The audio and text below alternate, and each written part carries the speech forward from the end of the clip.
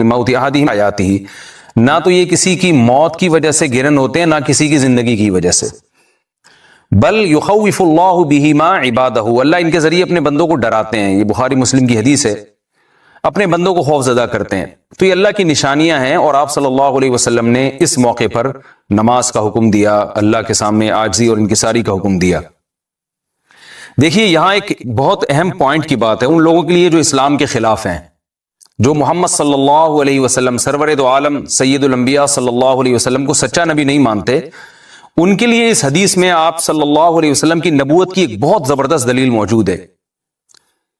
ایک واقعہ ہوا ہے آپ صلی اللہ علیہ وسلم کے بیٹے کی موت کا، اور عرب یہ ویسے ہی کہا کرتے تھے کوئی بہت بڑا دن ہوگا تو سورج گرہن ہوگا.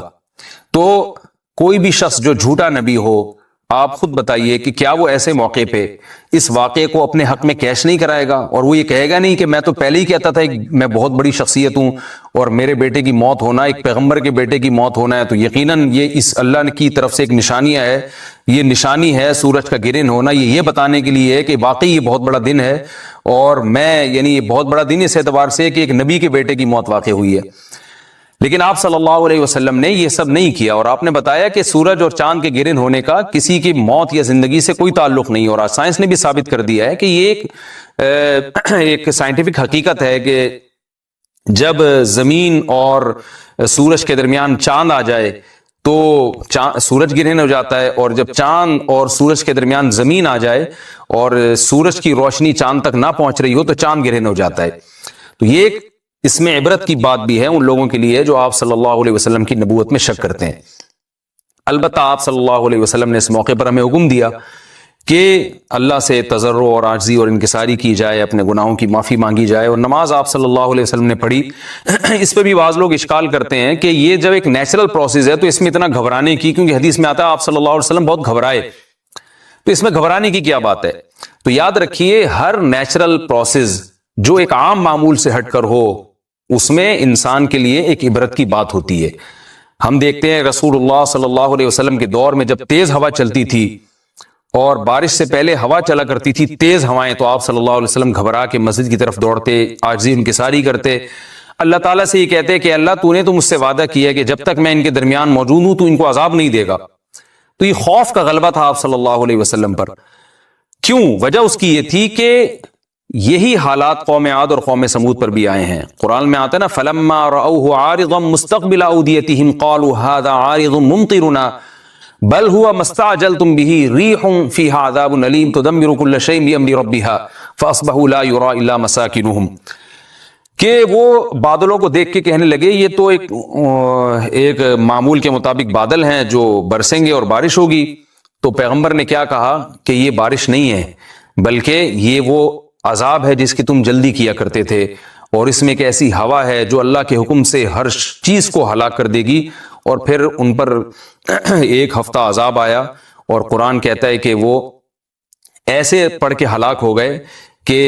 فَتَرَى الْقَوْمَ فِيهَا صَرْعَىٰ كَأَنَّهُمْ أَعْجَازُ نَخْلٍ خَاوِيَةٍ. اے مخاطب اگر تو ان کو دیکھتا تو ایسے لگتا کھجور کے تنے ہیں جو اوندھے پڑے ہوئے ہیں. تو ایسے ہوا نے ان کو تہس نہس کر دیا. تو یہ عام معمول سے ہٹ کے جب بھی اس کائنات میں کوئی تغیر آتا ہے تو اللہ کی نشانیوں میں سے ایک سائنٹیفک حقیقت بھی ہے، اس کی ایک لاجک بھی ہے، لیکن اس کے ساتھ ساتھ اللہ کی نشانیوں میں سے ایک نشانی بھی ہے، اور ایسی نشانی ہے جس سے ہمیں ڈرنا چاہیے کہ اللہ تعالیٰ کو اختیار ہے، وہ جب چاہے سورج کی روشنی چھین لے، چاہے کسی بھی طرح سے چھینے. اور یہ بھی ایک سائنٹیفک حقیقت ہے جو آپ صلی اللہ علیہ وسلم کی نبوت پر جس نے ایک مہر لگا دی ہے کہ سورج اور چاند کا گرہن ہونا، اگرچہ اس کی ایک لاجک ہے کہ چاند سورج کے سامنے آ جائے تو سورج گرہن ہو جاتا ہے، لیکن اس بارے میں جو ہماری تحقیق ہے، جو سائنسدان کہتے ہیں کہ یہ وقت اس یعنی خطرے کا وقت ہوتا ہے. سورج سے ایسی خطرناک ریز نکلتی ہیں جو نقصان کا سبب بن سکتی ہیں، تبھی بعض حضرات سورج کی طرف دیکھنے سے بھی منع کرتے ہیں.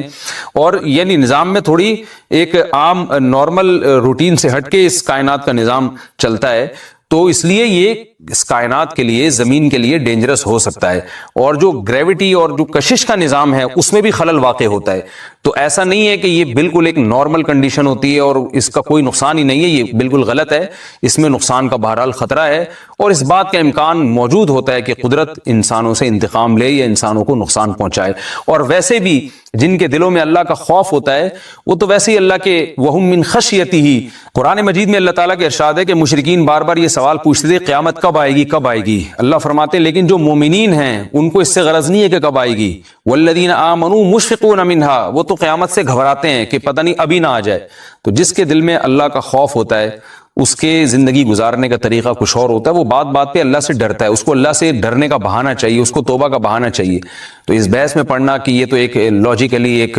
سورج کی روشنی غائب ہو جائے گی، وہ ٹھیک ہے، یہ سائنسدانوں کا شعبہ ہے کہ کیوں غائب ہو رہی ہے، ماہرین فلکیات کا شعبہ ہے، لیکن اہل ایمان کا جو کام ہے اس موقع پر، ان کا جو وظیفہ ہے وہ یہ کہیں کہ اللہ کی نشانیوں میں سے ایک نشانی ہے، اللہ اپنی قدرت دنیا میں دکھاتا ہے کہ میں یہ بھی کر سکتا ہوں چاہے کسی بھی طریقے سے کروں، تو ہمیں اس موقع پر بہرحال اللہ کے سامنے جھکنا چاہیے، اپنے گناہوں سے معافی مانگنی چاہیے اور وہی عمل کرنا چاہیے جو رسول اللہ صلی اللہ علیہ وسلم نے ہمیں بتایا ہے۔ اور اس بارے میں جو توہمات پھیلے ہوئے ہیں اس سے بھی ہمیں اجتناب کرنا چاہیے، جیسے نبی صلی اللہ علیہ وسلم نے عربوں کے وہم کو دور کیا ہے، بھائی اس کا کسی کی موت اور زندگی سے کوئی تعلق نہیں ہے، تو اسی طرح آج کل لوگوں میں ایک سورج اور چاند گرہن ہونے کے بارے میں وہم بھی بہت ہے کہ پتہ نہیں کیا ہو جائے گا، حاملہ عورتیں نہ نکلیں، فلانا نہ کرے اور فلانا خربوزہ نہ کھائے، اس موقع پر کسی نے تربوز کھا لیا تو یہ ہو جائے گا، الٹی الٹی باتیں پتہ نہیں کیا کیا مشہور ہیں، یہ خربوزے تربوز کی تو میں ویسے ہی مثال دے رہا ہوں۔ تو کوئی بھی چیز جب کہنی ہو تو پوری طرح سے اس کی ریسرچ کریں، مجھے نہیں پتا حاملہ عورت کو فائدہ ہوتا ہے نقصان ہوتا ہے سورج گرہن ہونے سے، لیکن اگر نقصان بھی ہوتا ہے تو اس کی کوئی مستند دلیل ہونی چاہیے آپ کے پاس، ایسے ہی سنی سنائی باتیں آگے نقل نہ کریں۔